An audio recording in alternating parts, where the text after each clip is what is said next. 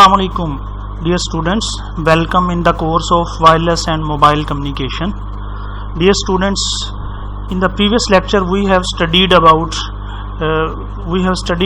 multiplexing techniques. Previous lecture में हमने देखा कि what is multiplexing, what are different techniques for multiplexing, and why multiplexing is so important in wireless domain.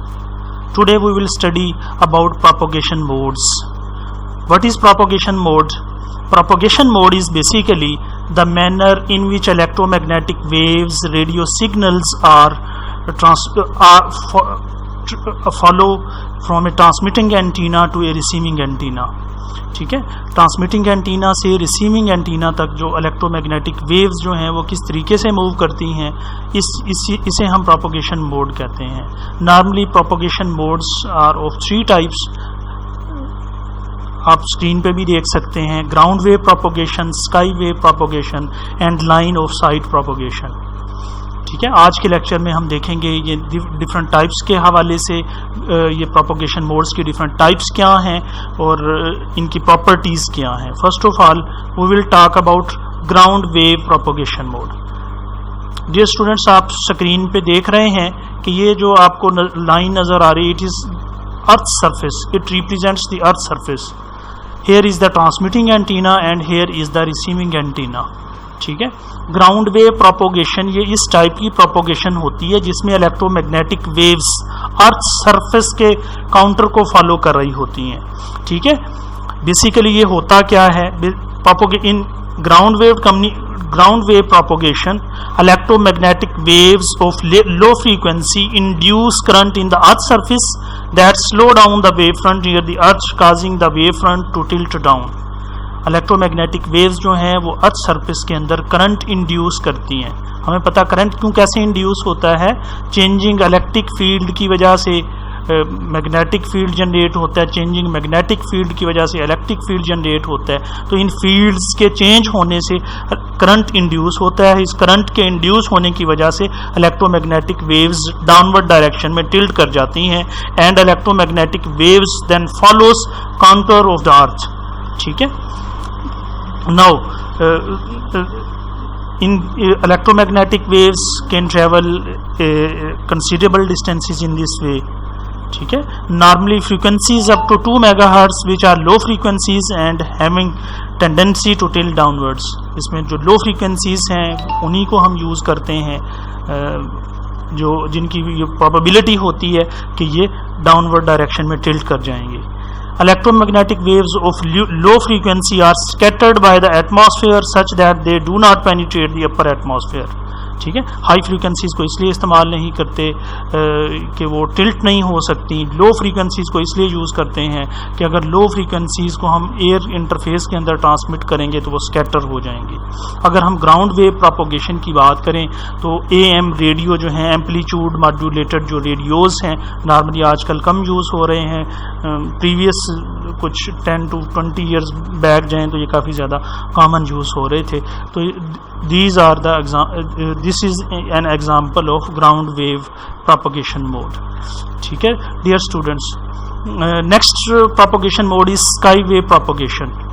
ठीक है, diagram में आप देख रहे हैं, it is earth surface and it is a layer around the earth which is called ionosphere.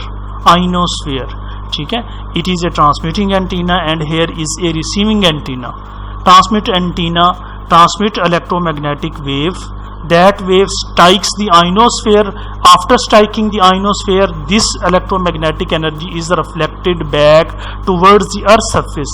Now it is again transmitted towards ionosphere surface, and in this way, by reflecting back and forth, this electromagnetic energy is received by the receiving antenna. ठीक है, तो इस तरह से जो electromagnetic wave की communication हो रही है, ट्रैवल करने का ये जो मेथड है, इसको हम स्काई वेव प्रोपगेशन कहते हैं. ठीक है, तो in sky wave propagation signal reflected from ionised layer of atmosphere back down to earth. Ionised layer से जो हमारे सिग्नल हैं वो डाउनवर्ड डायरेक्शन में मूव हो जाते हैं. ठीक है, आयोनाइज्ड लेयर से मुराद क्या है कि जो आइनोस्फीयर है, यहाँ पे जो इलेक्ट्रॉन्स एटम्स पाए जाते हैं, उनके इलेक्ट्रॉन जो हैं वो अपने एटम को छोड़ देते हैं। सन रेज की वजह से डिफरेंट एनवायरमेंटल एनर्जीज को गेन करके एटम से इलेक्ट्रॉन लूज हो जाते हैं, छोड़ देते हैं, तो इसकी वजह से ये जो लेयर होती है ये आयोनाइज्ड हो जाती है। इलेक्ट्रोमैग्नेटिक वेव्स जो हैं जब इस आयोनाइज्ड लेयर से स्ट्राइक करती हैं तो वो रिफ्लेक्ट बैक हो जाती हैं। Signal can travel A number of hops back and fourth between ionosphere and earth surface. ठीक है जी। अगर एग्जाम्पल की बात करें तो सीबी रेडियो जो है वो एग्जाम्पल है स्काई वेव प्रोपोगेशन की। थोड़ा सा मैं यहाँ पे बात करना चाहूँगा ये लेयर्स के हवाले से कि अगर हम अर्थ सरफेस के ऊपर जो डिफरेंट लेयर्स हैं उनको थोड़ा सा ब्रीफली देखें। Then the first layer is troposphere. Troposphere it starts at the earth surface and goes up to about 10 kilometers. Air in this layer decreases in temperature at rate of about 2.5 degrees centigrade for every 300 meters of altitude gained. ठीक है। And the second layer of atmosphere is stratosphere. It extends from 10 to 50 kilometers. The air in this layer maintains nearly a constant temperature of about minus 65 degrees centigrade. Above about 50 kilometers and extending upward to more than 500 kilometers is the ionosphere. The ionosphere gets its name because of the molecules in it are ionized. ठीक है। Ionosphere इसको कहते हैं इसलिए हैं कि इसके जो मॉलिक्यूल्स होते हैं वो आयोनाइज्ड होते हैं। आयोनाइजेशन की रीज़न मैंने आपको बताई कि सन रेज डिफरेंट वो इसके मॉलिक्यूल्स को एनर्जाइज्ड करती हैं, जिसकी वजह से इलेक्ट्रॉन जो है वो छोड़ देते हैं अपने एटम को, जिसकी वजह से मॉलिक्यूल आयोनाइज्ड हो जाते हैं। ठीक है। तो ये हमारे पास स्काई वेव प्रोपोगेशन मोड है। The third type of propagation mode is line of site propagation.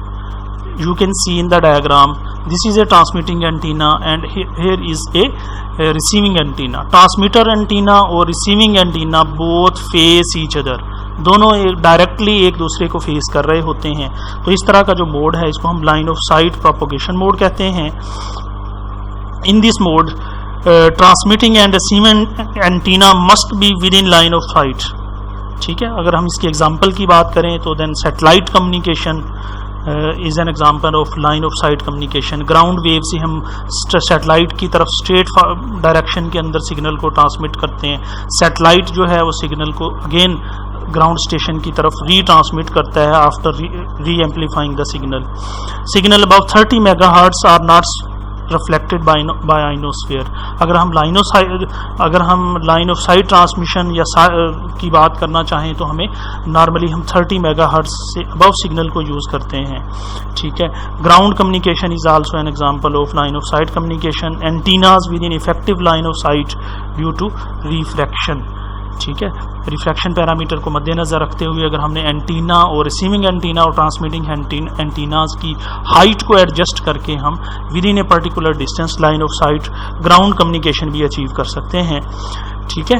Refraction किसे कहते हैं? नॉर्मली रिफ्रैक्शन होती है bending of microwaves by the atmosphere.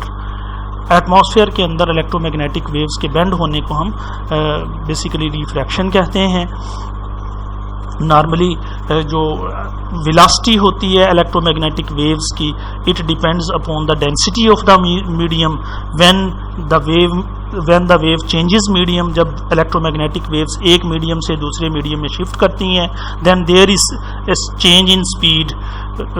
Wave bends at the boundary between mediums. तो waves जो होती हैं वो फिर ये जो मीडियम होते हैं इनकी बाउंड्रीज के ऊपर फिर ये बेंड कर जाती हैं। ठीक है। अगर यहाँ पे हमने एक कैलकुलेशन देखनी है कि अगर हम कोई ग्राउंड वेव कम्युनिकेशन अचीव करना चाह रहे हों तो हमें जो एंटीनाज हैं उनकी हाइट को एडजस्ट करना होता है। ठीक है। अगर ग्राउंड वेव कम्युनिकेशन आप एक पर्टिकुलर डिस्टेंस पे हासिल करना चाह रहे हैं तो ये जो फार्मूला आप स्क्रीन पे देख रहे हैं, इस फार्मूले की मदद से हम अपने एंटीनाज की हाइट को एडजस्ट करके डिस्टेंस को कवर कर सकते हैं। For example, if we want to cover a distance of 50 kilometre from one point to another point, तो हमें फिर एक एंटीना और दूसरा एंटीना, इनकी हाइट्स को एडजस्ट करके ये डिस्टेंस को हम कवर करेंगे। या अगर हमने एंटीनाज जो है वो एक पर्टिकुलर हाइट पे इंस्टॉल किए हुए हैं तो हम इसकी मदद से हम कैलकुलेट कर पाएंगे कि एंटीना की हाइट हमें के कितने डिस्टेंस जो है वो इफेक्टिव कम्युनिकेशन हम अचीव कर सकते हैं। Effective line of sight distance for radio signals is d is equal to 3.57 into k into h square root, where d is the distance between antenna and horizon, h is the height of antenna in meters, and k is the adjustment factor to account for refraction. Rule of thumb is k is equal to 4/3. k adjustment factor है refraction के factor को adjust करने के लिए normally हम use करते हैं। ठीक है, तो अगर हम बात करें दो एंटीनास की कि उनके दरमियान एक पर्टिकुलर हाइट के ऊपर कितना मैक्सिमम डिस्टेंस आप रख सकते हैं, तो वो इस फार्मूले की मदद से हम कैलकुलेट कर सकते हैं। 3.57 into k into h one square root plus k into h two square root, where h1 is the height of antenna 1 and h2 is the height of antenna 2। ठीक है, इस फार्मूले की मदद से हम ये दो पर्टिकुलर हाइट के एंटीनास के दरमियान में मैक्सिमम जो डिस्टेंस है जो हम अफोर्ड कर सकते हैं in case of line of site transmission, ये कैलकुलेट कर सकते हैं। ठीक है, एक एग्जांपल की मदद से भी इसको क्लियर कर लेते हैं हम। Suppose height of antenna 1 is 100 meter and height of antenna 2 is 0 meter. Its mean second antenna is at ground level. ठीक है, then we can calculate the distance at which at this height the maximum range, the maximum distance that our transmission can afford is equal to d, which is equal to 3.57 into 4/3। 4/3 आप जानते हैं कि adjustment factor है into 100 height of antenna 1 raised to the power 1 of 2 plus 0। After calculation it is 41 kilometres. ठीक है, इस height के ऊपर अगर एंटीना 1 की हाइट 100 मीटर हो और एंटीना 2 की हाइट 0 मीटर हो तो फिर हम ग्राउंड लेवल अगर हम डिस्टेंस की बात करें तो हम 41 किलोमीटर पे दोनों डिस्टेंस को अपार्ट रख सकते हैं। Now suppose that height of antenna 2 is 10 meter